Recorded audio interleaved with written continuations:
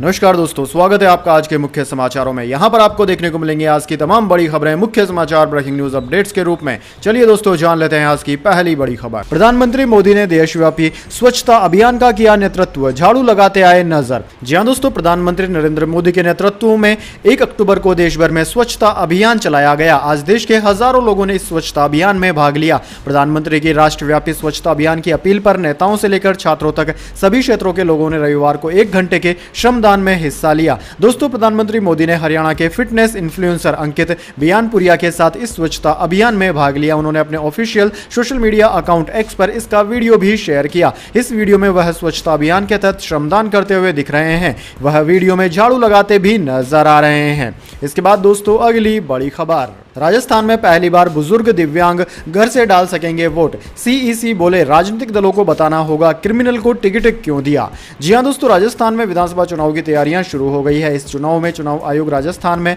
पहली बार senior citizen voters को घर से वोट डालने की सुविधा भी देगा। इसके साथ ही राजनीति में अपराधियों के प्रवेश को रोकने के लिए एक नया कदम उठाया गया है। इसके तहत राजनीतिक दलों को अखबार में स्पष्टीकरण देना होगा कि उन्होंने क्रिमिनल बैकग्राउंड वाले व्यक्ति को टिकट क्यों दिया। दोस्तों, आपकी जानकारी के लिए बता दें, मुख्य निर्वाचन आयुक्त राजीव कुमार ने रविवार को प्रेस कॉन्फ्रेंस में कहा कि चुनाव आयोग के मुताबिक राजस्थान में 80 साल से ऊपर के 11.8 लाख मतदाता हैं। वहीं 100 साल से ऊपर के करीब 18,462 मतदाता हैं। इन्हें और 40% से ज्यादा विकलांगता वालों को वोट फ्रॉम होम की सुविधा दी जाएगी। चुनाव का नोटिफिकेशन जारी होने के बाद 5 दिन के अंदर अंदर वोट फॉर होम की सुविधा पाने वाले मतदाताओं को फॉर्म भरना होगा। इसके बाद दोस्तों, अगली बड़ी खबर। रामलीला मैदान में पुरानी पेंशन बहाली के लिए प्रदर्शन, देश भर से जुटे शिक्षक कर्मचारी। जी हां दोस्तों, राजधानी दिल्ली में स्थित रामलीला ग्राउंड से रविवार को एक बार फिर पुरानी पेंशन स्कीम बहाली के लिए आवाज गूंजी। दिल्ली की सड़कों पर NMOPS ATEWA की टोपी पहने शिक्षक और कर्मचारियों की भारी भीड़ ग्राउंड में जुटी।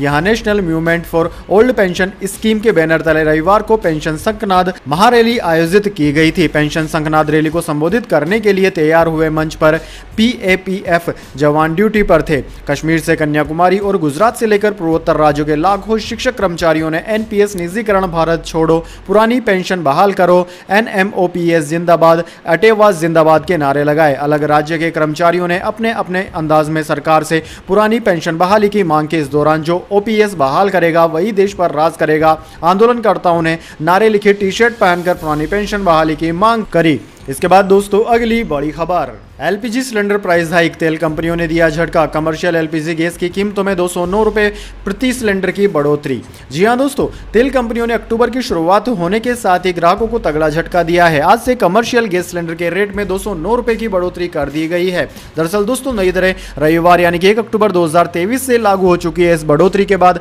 दिल्ली में 19 किलोग्राम का LPG सिलेंडर 1731.50 रुपए में बिक रहा है। वहीं दोस्तों, अन्य महानगरों की बात करें तो कोलकाता में LPG सिलेंडर के दाम में 203 रुपए 50 पैसे की बढ़ोतरी हुई और यहां पर अब इसकी कीमत 1636 रुपए के बजाय 1839 रुपए हो गई है। मुंबई में इसकी कीमत 204 रुपए की वृद्धि के बाद 1684 रुपए, जबकि चेन्नई में 203 रुपए की वृद्धि के बाद में 1695 से बढ़कर 1898 रुपए पर पहुंच गई है। इसके बाद दोस्तों, अगली बड़ी खबर। प्रधानमंत्री मोदी बोले, तेलंगाना में भाजपा सरकार होनी चाहिए, यहां भी ईमानदार सरकार की जरूरत। राज्य में 13,500 करोड़ की परियोजनाएं लॉन्च। जी हां दोस्तों, प्रधानमंत्री मोदी तेलंगाना के महबूब नगर के दौरे पर हैं। उन्होंने रविवार को यहां 13,500 करोड़ रुपए की सड़क परियोजनाओं का लोकार्पण और उद्घाटन किया। मोदी ने कहा कि तेलंगाना के लोगों ने बदलाव करने का मन बना लिया है। अब यहां पारदर्शी और ईमानदार सरकार की जरूरत है। राज्य के लोगों ने भाजपा को मजबूत किया है। अब तेलंगाना में बीजेपी की सरकार होनी चाहिए। इस दौरान प्रधानमंत्री ने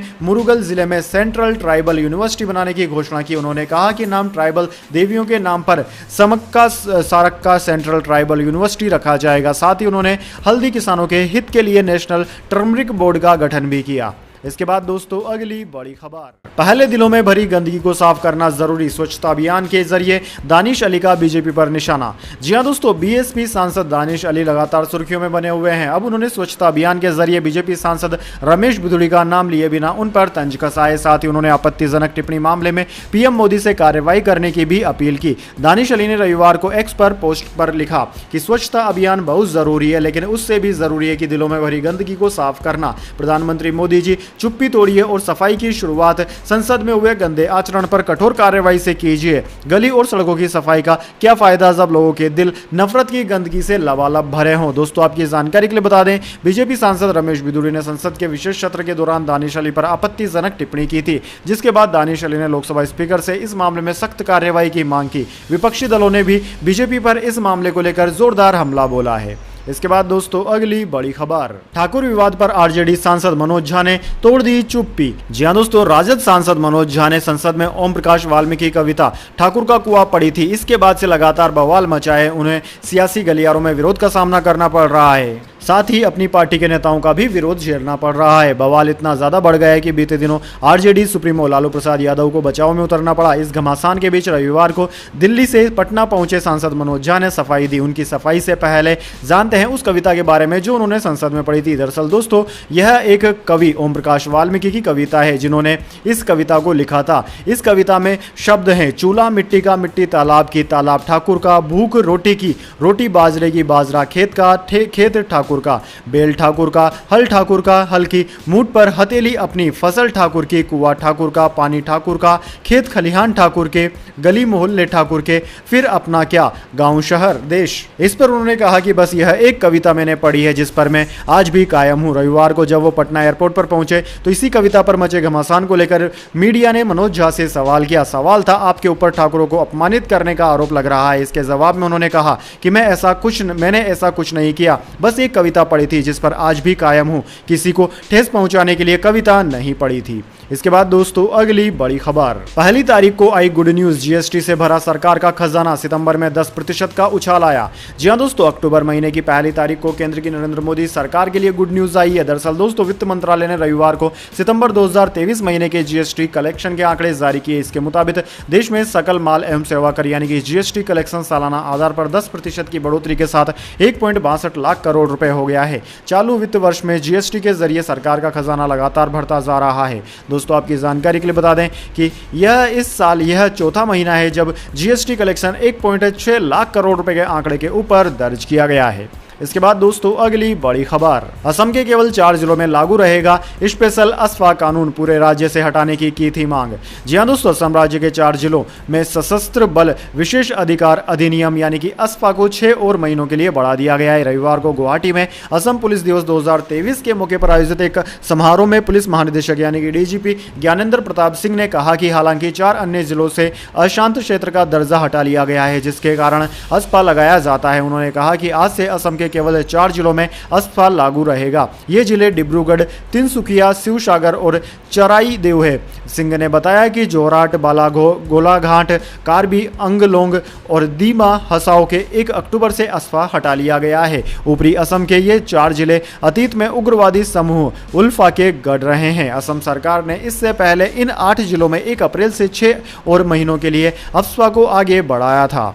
इसके बाद दोस्तों अगली बड़ी खबर, जेएनयू की दीवारों पर लिखे भड़काऊ नारे मैनेजमेंट ने मिटाए, पुलिस ने कहा शिकायत नहीं मिली, यह यूनिवर्सिटी का अंदरूनी मसला है। जी हां दोस्तों, दिल्ली के जवाहरलाल नेहरू यूनिवर्सिटी यानी कि जेएनयू में विवादित स्लोगन लिखने का मामला सामने आया है। मीडिया रिपोर्ट्स के मुताबिक यूनिवर्सिटी के लैंग्वेज स्टडी सेंटर की दीवारों और फर्श पर शनिवार देर रात फ्री कश्मीर, भगवा जलेगा और मोदी तेरी कब्र खुदेगी जैसे नारे लिखे गए। इन सभी नारों को जेएनयू प्रशासन ने रविवार सुबह मिटा दिया, लेकिन इस दौरान इनकी तस्वीरें वायरल हो गई। हालांकि यह विवादित नारे किसने लिखे हैं अभी इसकी जानकारी नहीं है। यूनिवर्सिटी प्रशासन मामले की जांच कर रहा है। दिल्ली पुलिस ने बताया कि अभी इस मामले को लेकर कोई शिकायत नहीं मिली है। यह यूनिवर्सिटी का अंदरूनी मामला है। वहीं दोस्तों यूनिवर्सिटी की दीवारों पर विवादित नारे लिखे जाने को लेकर अखिल भारतीय विद्यार्थी परिषद एबीवीपी के कार्यकर्ताओं ने जेएनयू मैनेजमेंट को एक ज्ञापन सौंपा है। उन्होंने अपील की है कि मामले को गंभीरता से लिया जाए और जल्द से जल्द इसकी जांच की जाए। इसके बाद दोस्तों अगली बड़ी खबर, भारत अमेरिकी संबंध चंद्रयान की तरह, जयशंकर बोले चांद और उससे आगे तक जाएंगे रिश्ते। जी हां दोस्तों, विदेश मंत्री एस जयशंकर ने भारतीय दूतावास द्वारा आयोजित सेलिब्रेटिंग कलर्स ऑफ फ्रीडम कार्यक्रम के दौरान कहा कि भारत अमेरिका संबंध अभूतपूर्व स्तर पर पहुंच गए हैं। उन्होंने प्रधानमंत्री मोदी के बयान को दोहराते हुए कहा कि इस साझेदारी को और भी आगे बढ़ाने के लिए सरकार की प्रतिबद्धता है। उन्होंने संबंधों की तुलना चंद्रयान मिशन से करते हुए कहा कि द्विपक्षीय संबंध नई ऊंचाइयों पर पहुंचेंगे। जयशंकर जयशंकर इंडिया हाउस में भारतीय अमेरिकियों की एक सभा को संबोधित कर रहे थे। जयशंकर ने दोनों देशों के बीच रिश्तों के बारे में जानकारी दी और इसे उनके संबंध की एक विशिष्ट विशेषता बताया। उन्होंने इस रिश्ते को मजबूत करने में भारतीय प्रवासियों द्वारा निभाई गई अमूल्य भूमिका की सराहना की। उन्होंने कहा कि आज एक स्पष्ट संदेश है कि हमारा रिश्ता अब तक के उच्चतम स्तर पर है, लेकिन जैसा कि वे अमेरिका में कहते हैं, आपने अभी तक कुछ भी नहीं देखा है, इसलिए हम इस रिश्ते को एक अलग स्तर पर, एक अलग जगह पर ले जाने जा रहे हैं। इसके बाद दोस्तों जाने अगली बड़ी खबर, लेकिन उससे पहले मेरी आपसे एक छोटी सी रिक्वेस्ट है, अगर दोस्तों आपको अभी तक हमारी न्यूज़ पसंद आई है तो इसे एक छोटा सा लाइक जरूर दे दीजिए, और अगर आपको पसंद नहीं आई है तो बेशक आप डिसलाइक भी कर सकते हैं, लेकिन दोस्तों लाइक और डिसलाइक जरूर कीजिए, क्योंकि दोस्तों यही हमारी मेहनत का फल होता है और इसी से हमें पता चलता है कि आपको हमारी वीडियोज पसंद आ रही है या नहीं। तो चलिए दोस्तों जान लेते हैं आज की अगली बड़ी खबर। मार्केट में इस हफ्ते तेजी का अनुमान, आरबीआई पॉलिसी मीटिंग और मैन्युफैक्चरिंग एंड सर्विसेज नंबर्स तक यह फैक्टर तय करेंगे बाजार की चाल। जी हाँ दोस्तों, शेयर बाजार में इस हफ्ते तेजी देखने को मिल सकती है। एनालिस्ट के मुताबिक RBI policy meeting, manufacturing and services numbers, Fed speech, FII flow, Brent crude oil prices और अपकमिंग आईपीओ पर बाजार की नजर रहेगी। इस हफ्ते के पहले दिन 2 अक्टूबर यानी कि सोमवार को गांधी जयंती के अवसर पर बाजार बंद रहेगा। दोस्तों रिजर्व बैंक ऑफ इंडिया की मॉनेटरी पॉलिसी कमेटी एमपीसी की मीटिंग 4 से 6 अक्टूबर 2023 के बीच होने वाली है। 6 अक्टूबर को इस मीटिंग के नतीजों की अनाउंसमेंट होगी। अनुमान लगाया जा रहा है कि आरबीआई लगातार चौथी बार रेपो रेट यानी कि इंटरेस्ट रेट को जस के तस रख सकती है, जिसके पीछे की वजह रिटेल महंगाई का होना है। रेपो रेट को तय करने में रिटेल महंगाई एक प्रमुख फैक्टर होता है। इसके बाद दोस्तों अगली बड़ी खबर, एप्पल ने माना आईफोन 15 प्रो सीरीज में हीटिंग इशू, इंस्टाग्राम, उबर जैसे ऐप और iOS 17 के बग से आ रही दिक्कत, अपडेट रोल आउट करेगी कंपनी। जी हां दोस्तों, टेक कंपनी एप्पल ने आईफोन 15 प्रो सीरीज में हीटिंग की समस्या को स्वीकार कर लिया है। कंपनी ने दावा किया है कि बढ़ी हुई बैकग्राउंड एक्टिविटी के कारण नई डिवाइस सेटअप या रिस्टोर करने के बाद गर्म हो सकते हैं। फोर्ब्स को एप्पल ने बताया कि हमने कुछ स्थितियों की पहचान की है जिसके कारण आईफोन उम्मीद से ज़्यादा हीट हो रहे हैं। हमें iOS 17 में एक बग मिला है जो कुछ यूजर्स को प्रभावित कर रहा है। इसे सॉफ्टवेयर अपडेट के जरिए ठीक किया जाएगा। एप्पल ने आईफोन 15 प्रो सीरीज में हीटिंग की दिक्कत के लिए इंस्टाग्राम, उबर और एसफाल्ट 9 जैसे थर्ड पार्टी ऐप्स को भी जिम्मेदार ठहराया। फोर्ब्स की रिपोर्ट में बताया गया है कि इंस्टाग्राम ने हीटिंग की दिक्कत दूर करने के लिए 27 सितंबर को एक अपडेट रोल आउट किया था, जबकि अन्य डेवलपर्स के साथ मिलकर एप्पल हीटिंग इशू को दूर करने के लिए काम कर रहा है। इसके बाद दोस्तों अगली बड़ी खबर, अयोध्या की तरह यूपी के इस तीर्थ स्थल का भी होगा विकास, सीएम योगी ने बताई सरकार की योजना। जी हां दोस्तों, उत्तर प्रदेश के मुख्यमंत्री योगी आदित्यनाथ ने रविवार को कहा कि अयोध्या की तर्ज पर नैमिषारण्य का विकास सरकार की प्राथमिकता है और नैमिष तीर्थ के विकास के लिए धन की कोई कमी नहीं है। राज्य सरकार के एक प्रवक्ता ने यहां बताया कि नैमिषारण्य के 1 दिवसीय दौरे पर आए आदित्यनाथ ने भी अपनी यात्रा के दौरान दर्शन किए, पूजा की और अनुष्ठान के अनुसार हवन किया। मुख्यमंत्री ने कहा कि आज पूरा देश नैमिषारण्य आना चाहता है। अयोध्या में राम मंदिर बनने के बाद श्रद्धालुओं की संख्या और बढ़ेगी, इसलिए हमें अनुकूल माहौल बनाना होगा जो स्वच्छता रखने से ही संभव है। इसके साथ ही हमें यह भी सुनिश्चित करना होगा कि यहाँ आने वाले आगंतुकों और पर्यटकों के साथ अच्छा व्यवहार हो। इसके बाद दोस्तों अगली बड़ी खबर, भीख मांगने सऊदी अरब जा रहे 16 पाकिस्तानी हुए गिरफ्तार, इनमें एक बच्चा, 11 महिलाएं तीर्थयात्रियों को मिलने वाले वीजा का फायदा उठा रहे थे। जी हां दोस्तों, पाकिस्तान से सऊदी अरब भीख मांगने जा रहे 16 लोगों को गिरफ्तार कर लिया गया है। इनमें एक बच्चा और 11 महिलाएं हैं। ये सभी तीर्थयात्रियों को मिलने वाले वीजा यानी कि उम्रा वीजा का फायदा उठा रहे थे। फेडरल इन्वेस्टिगेशन एजेंसी FIA ने इन लोगों को पंजाब प्रांत के मुल्तान शहर के एयरपोर्ट से गिरफ्तार किया। पूछताछ के दौरान इन लोगों ने बताया कि भीख में मिलने वाली रकम का 50% हिस्सा ट्रैवल एजेंट्स ले लेते हैं। पाकिस्तानी मीडिया डॉन की रिपोर्ट के मुताबिक दुनिया भर में गिरफ्तार होने वाले भिखारियों में से 90% लोग पाकिस्तानी मूल के होते हैं। दरअसल दोस्तों, प्रवासी पाकिस्तानियों पर सीनेट की स्टैंडिंग कमेटी को 27 सितंबर को बताया गया कि पाकिस्तान से बड़ी संख्या में भिखारी विदेश जा रहे हैं। इससे मानव तस्करी को बढ़ावा मिल रहा है। Overseas ministry secretary Zulfiqar Haider ने कमेटी को बताया कि कई भिखारियों ने सऊदी अरब, ईरान और इराक जाने के लिए तीर्थ यात्रियों को मिलने वाला वीजे का फायदा उठाया है। इसके बाद दोस्तों अगली बड़ी खबर, सीएम योगी के बुलडोजर एक्शन पर बरसी मायावती, लोकसभा चुनाव से पहले नेताओं को दिए यह आदेश। जी हां दोस्तों, बहुजन समाजवादी पार्टी BSP अध्यक्ष मायावती ने अपनी पार्टी के कार्यकर्ताओं को आगामी लोकसभा चुनाव में सत्ताधारी NDA और विपक्षी दलों के इंडिया गठबंधन से दूरी बनाए रखकर अपनी ताकत को मजबूत करने की सलाह दी है। मायावती ने रविवार को आगामी लोकसभा चुनाव को लेकर उत्तर प्रदेश, उत्तराखंड में पार्टी की तैयारी, सर्व समाज में जनाधार को बढ़ाने के साथ ही अन्य जरूरी मुद्दों पर पार्टी के वरिष्ठ नेताओं के साथ बैठक की। पार्टी की ओर से जारी एक बयान के मुताबिक प्रस्तावित मायावती ने बैठक के दौरान पार्टी नेताओं को सत्ताधारी एनडीए और इंडिया दोनों ही गठबंधनों से पूरी दूरी बनाए रखकर अपनी ताकत को और बढ़ाने पर काम करने के आदेश दिए हैं। दोस्तों, बीएसपी सुप्रीमो ने पार्टी नेताओं और कार्यकर्ताओं को फर्जी खबर और दुष्प्रचार से अपने लोगों को सावधान करते हुए कहा कि बसपा विरोधी तत्व राजनीतिक साजिश के तहत बीच बीच में इस तरह के दुष्प्रचार करते रहने से अब भी रुक नहीं रहे हैं, इसलिए हर स्तर पर सावधानी बरतना बहुत जरूरी है।